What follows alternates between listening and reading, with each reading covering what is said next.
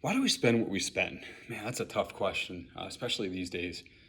Budgeting's hard and inflation's high, and everyone's starting to worry about money.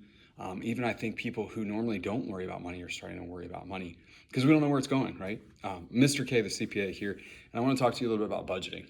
There is plenty of budgeting apps out there. That's not the problem. The problem is, why do people spend what they spend? And before, prior career, I was a gym owner, and so I studied nutrition, and I actually really got to where I understood exactly how we should eat. But what I realized was, no matter how hard I tried to teach people what to eat, if I didn't understand why they were eating and maybe their childhood background and their family background, then honestly, I couldn't make that much of a difference.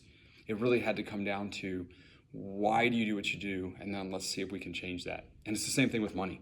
Okay. I grew up without a lot of money, and my mom, I know she did the best she could, but I was able to get new clothes probably twice a year, once or twice a year. We'd go to department stores. Never really got name brand stuff.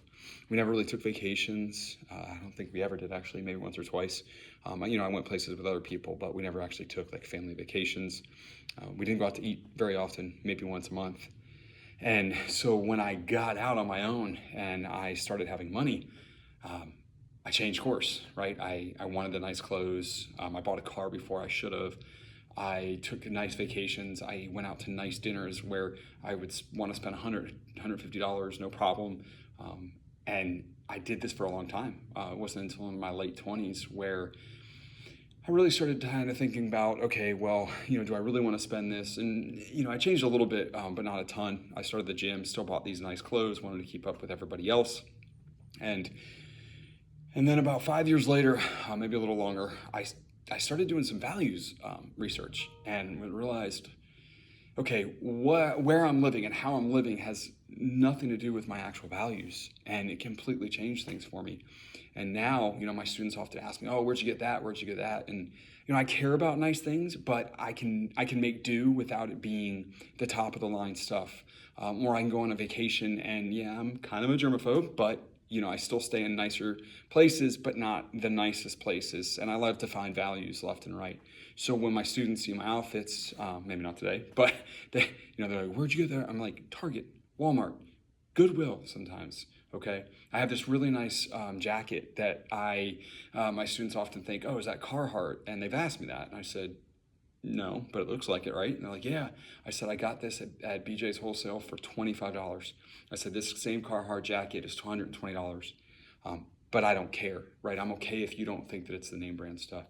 So, as we come into this season where inflation's high, families are starting to lose money, people are worried about, are we going to have enough to get by, and the budgeting that we need to do.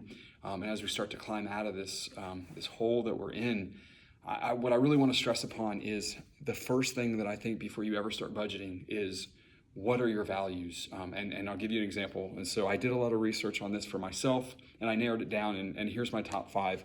Number one is family, okay? And when I say family, it means, does my family have what it needs? Do we spend time together? We don't need to spend a lot of money. We can go outside, we can play sports, but we can be together and we can do something that's fun that way. Number two is growth, okay? And growth to me means you're pushing yourself, you're challenging yourself. I don't mind spending money on books and courses that might help me. I might try some things that cost a little bit of money, especially if it's going to help me maybe get a little further ahead, or just grow as a person individually. So am I always growing? That has to be, up there for me. So that's number two. Number three is health and wellness. And this is a big one, right? We spend, there's a family of seven, that's what we are. And I spend about $1,600 a month in food. And I know for a fact that I could spend less, but I won't do it. Why? Because fruits and vegetables are expensive, meats are expensive. The food that I want to buy for my family, while it's not the highest top of the line, it's not organic as much as I wish it would be. It's still better than the cheap foods that I know I could buy. But I make that choice to help my family, become healthy and have wellness. We have a gym membership, but I also learned how to work out, right? And I know basically how to take care of my body, and I did this through my gym. So I invested the money up front so that I don't have to spend it through a lot of memberships. But, for you, maybe that is important. So maybe you do need to add that into gym membership. And that's what you're starting to think through, is what's important and how do I set my budget up around that. Number 4 is close friendships. And, it's funny, sometimes people will say that I'm cheap. My family will probably even tell you that. But, when it comes to hosting parties and having people over and doing things with other people, I don't mind spending the money because I love it, right? I want to be around other people. I want to have good friendships. And so I'm okay spending the money there. And number 5 is travel and exploration. This has been a hard one for me because, I love to get out there and get outdoors. And so I used to base my travel around, going to fancy places and maybe doing some like shows and stuff that I realized I don't really care. Give me a bike, give me some hiking trails. I like to see some shows every once in a while, but we go see the local plays here at my school. I don't need to go to the Broadway plays, right? Instead of going to the movies, going to movies with a family of 7 is close to $100. Okay, and forget about food, right? So what do we do now? We wait until 4 or 5 weeks later, and then we buy it or rent it, on Amazon and watch it at home. These are the choices that we make. Even though I don't necessarily need to make all these choices because maybe we are okay financially, I realize that, I want to be okay financially for a long time. I want to help my kids where they need help. I want to help other people. And so, arranging my life around this value system has made a huge difference. So, you can go over there and budget. You can say, okay, here's my line items, and I'm spending, $350 here on electricity and water and whatever. Here's my gas, here's my car payment. Go through all those line items, great. You have a budget, but is it you?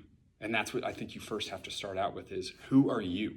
Once you find out who you are, who your family is, if you have a family, that will really help dictate how you should spend your money. So hope this helps, but just kind of wanted to go through some things that I talk to my students about, whether you're, a high school student trying to go to college, trying to figure out how to afford it. Maybe you're graduating college and you're thinking about, wow, how am I going to survive? Because, the jobs aren't there like they once were. As you can see, I'm actually in a high school. There goes our bell.